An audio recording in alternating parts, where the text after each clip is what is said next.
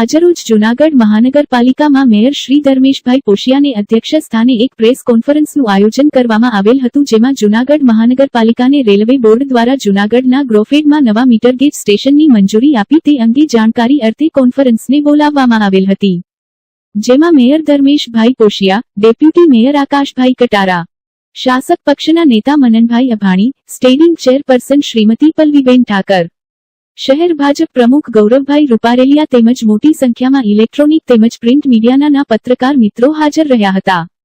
મેટ્રી ધર્મેશ પોશિયાએ જણાવેલ હતું કે જૂનાગઢ શહેરમાં 7 ફાટકોને કારણે લાંબા સમયથી શહેરીજનો ટ્રાફિકની સમસ્યાનો સામનો કરી રહ્યા છે। હવે આ ફાટકો દૂર થતાં ટ્રાફિકની સમસ્યા વહેલી તકે દૂર થઈ જશે તેવું તેમણે જણાવ્યું હતું।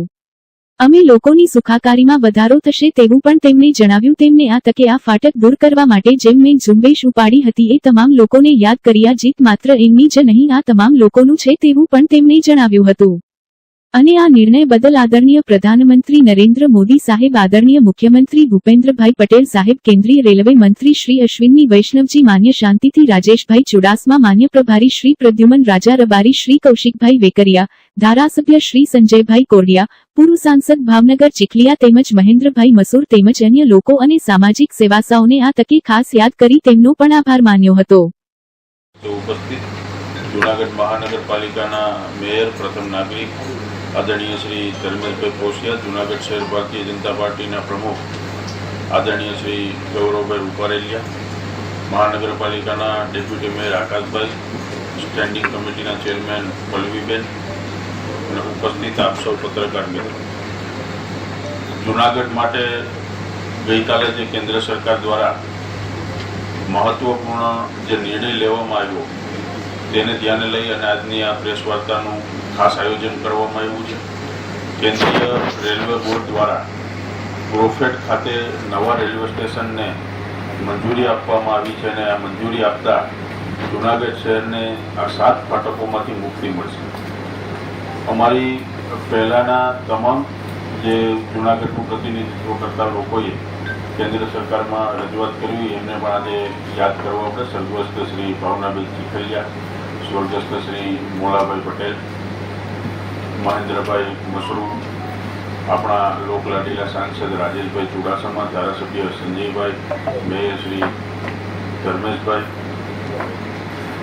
આપણા પૂર્વ આરોગ્ય મંત્રી સ્વર્ગસ્થ શ્રી હેમાબેન આચાર્ય, આ તમામ વડીલોએ જૂનાગઢ શહેરને ફાટકમાંથી મુક્તિ મળે એના માટેના અનેક પ્રયાસો એમના દ્વારા પણ કરવામાં આવ્યા। સાથે સાથે જૂનાગઢના અનેક યુનિયનો, અનેક જાગૃત નાગરિકો દ્વારા આ ફાટક મુક્તિ માટે એક અભિયાન પણ ચલાવવામાં આવ્યું હતું અને સરકારમાં રજૂઆત પણ કરવામાં આવી હતી। તેના લીધે આજે કેન્દ્ર સરકાર દ્વારા જે કેન્દ્રીય રેલવે બોર્ડે ગ્રોફેડ ખાતે નવા રેલવે સ્ટેશનને મંજૂરી આપવામાં આવી છે તે બદલ માન્ય પ્રધાનમંત્રી શ્રી નરેન્દ્રભાઈ મોદી, કેન્દ્રીય રેલવે મંત્રી શ્રી અશ્વિની વૈષ્ણવજી, માન્ય મુખ્યમંત્રી શ્રી ભૂપેન્દ્રભાઈ પટેલ, માન્ય નાયબ મુખ્યમંત્રી શ્રી હર્ષભાઈ સંઘવી, જૂનાગઢના પ્રભારી મંત્રી શ્રી પ્રદ્યુમનભાઈ વાજા, કૌશિકભાઈ વેકરિયા, સાંસદ શ્રી રાજેશભાઈ, ધારાસભ્ય શ્રી સંજયભાઈ, તમામનો જૂનાગઢના સૌ નાગરિકો વતી અમે આભાર વ્યક્ત કરીએ છીએ અને આ વિશે વિશેષ વાત આપણને સ્ટેન્ડિંગ કમિટીના ચેરમેન પલ્લવીબેન ઠાકર અને ત્યારબાદ મેયર શ્રી ધર્મેશભાઈ પોશિયા કરવાના છે।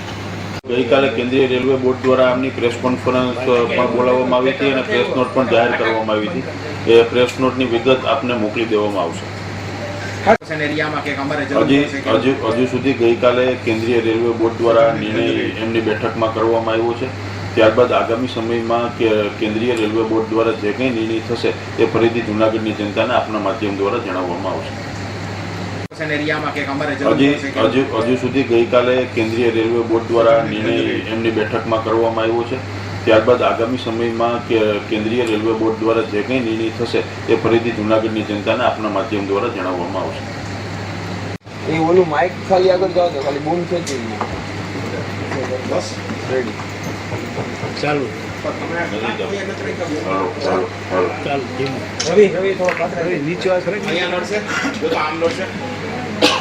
નથી થયું ત્યાં કશેનું આયોજન છે કે આ સમય સુધીમાં થઈ જશે, આના માટેના આપે કંઈ પ્રશ્નો કર્યા છે? ચોક્કસ આવનારા દિવસોની અંદર આની વહેલીમાં વહેલી તકે નિરાકરણ થશે એ અમે બાંહેધરી આપીએ। અંદાજે કોઈ સમય સમય મર્યાદા ખરી? વહેલામાં વહેલી તકે થઈ જશે. 9 મહિના પૂરો થઈ જશે. જવા માટેના જે પ્રયત્નો કર્યા હતા એવા આપણા પૂર્વ સાંસદ શ્રી મોલા પટેલ, આપણા પૂર્વ કેબિનેટ મંત્રી અને ભાવનાબેન ચીખલિયા દ્વારા પણ આ પ્રશ્નોને વારંવાર ઉઠાવવામાં આવ્યો હતો. તેમજ આપણા સાંસદ શ્રી રાજેશભાઈ ચુડાસમા, પૂર્વ આરોગ્ય મંત્રી બેન શ્રી હેમાબેન આચાર્ય, આપણા ધારાસભ્ય શ્રી સંજયભાઈ કોરડિયા, તેમજ અમારી ટીમે પણ આના માટે રજૂઆતો કરેલી હતી જ્યારથી અમે અહીંયા કોર્પોરેશનની અંદર પદભાર સંભાળ્યો એ પછી. આવા અને જૂનાગઢની જે જાગૃત નાગરિક સમિતિ છે એમણે પણ વારંવાર આ રજૂઆતો કરી હતી અને કેન્દ્રના ધ્યાને આ વિષયને મૂક્યો હતો. ત્યારે આપણને આ સુવિધા મળવા જઈ રહી છે અને ફાટક લેસ જૂનાગઢ થઈ રહ્યું છે. ત્યારે હું આપણા માનનીય વડાપ્રધાન શ્રી નરેન્દ્રભાઈ મોદી, આપણા ગૃહમંત્રી શ્રી અમિતભાઈ શાહ, આપણા રેલ મંત્રી શ્રી અશ્વિનીભાઈ વૈષ્ણવ, તેમજ આપણા સાંસદ શ્રી રાજેશભાઈ ચુડાસમા, આપણા ધારાસભ્ય શ્રી સંજયભાઈ કોરડિયા, તેમજ જેમણે આ લડત માટે જે પોતે પોતાનો સમય અને જે પત્ર વ્યવહાર કર્યો છે તમામનો હું આ તકે આભાર માનું છું કે જૂનાગઢનો આ જે પ્રશ્ન હતો એને પરિણામ સુધી લઈ આવ્યા છે અને આ પ્રશ્નનું સોલ્યુશન છે એ થઈ ગયું છે. એટલે તમામ લોકોનો આ તકે હું આભાર માનું છું.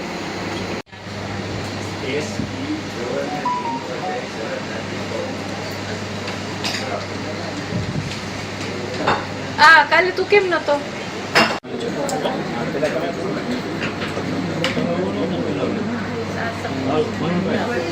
એક જ મિનિટ.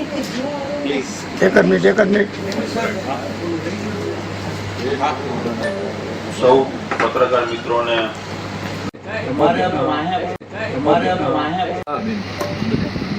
જી મેર સાહેબ, પહેલેથી જે ગઈકાલે કેન્દ્ર સરકાર દ્વારા જૂનાગઢ રેલવે ફાટક માટેનો મહત્વનો નિર્ણય લેવામાં આવ્યો છે એ બદલ આજ પ્રેસ કોન્ફરન્સ રાખવામાં આવી. એ બદલ જૂનાગઢ વાસીઓને એક ખુશીના સમાચાર છે કે ઘણા સમયથી આજે આ પ્રયત્ન કરતા હતા કે ફાટકલેસ જૂનાગઢ થાય.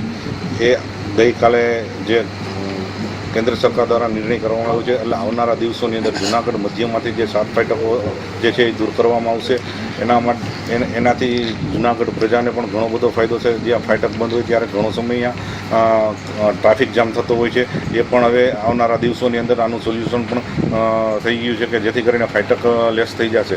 તો આ તકે અમે વારંવાર રજૂઆત કરતા આખરે આ ફાટક લેસ થઈ ગયું છે. ત્યારે આ ફાટક માત્ર અમે 5 પદાધિકારીઓ નહીં પણ આમાં મુખ્યમંત્રી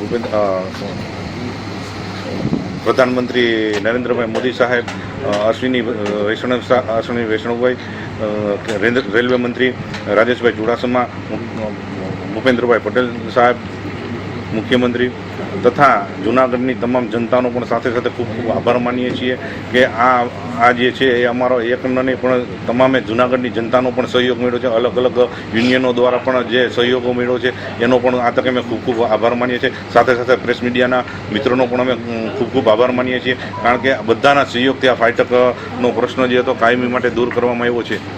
આ ગ્રોફેડ મિલની અંદર આનું સ્ટેશન બનશે કે ક્યાં બનશે એની આજે જે ગ્રોફેડની જે જગ્યા છે ત્યાં એનું સ્ટેશન બનાવવામાં આવશે.